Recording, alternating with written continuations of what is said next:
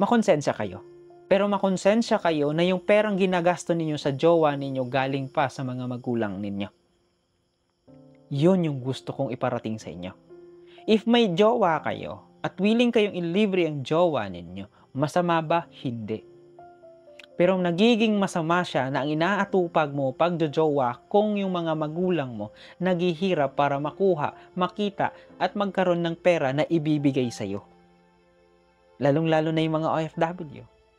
Yung perang pinapadala nila sa inyo, hindi lang basta pera yun. Pagod, sakripisyo, dugo nila yun. Tapos ngayon, hindi ka ba nakukonsensya?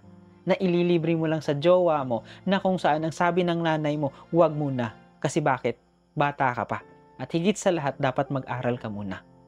So sa lahat ng naglilibre ng jowa dyan, wala namang problema. Ang akin lang, dapat yung nililibre nyo galing sa sarili nyong bulsa. Hindi galing kay mama o galing kay papa. Kasi parang ang sakit sa pakiramdam at ang sakit tingnan at pakinggan, hindi yan binigay ng nanay o tatay mo kahit papano para ilibre mo yung jowa mo. Ang isa pang pinakamasakit, yung jowa, yung uyab, yung kasintahan, sikreto pa. Asan yung konsensya nyo?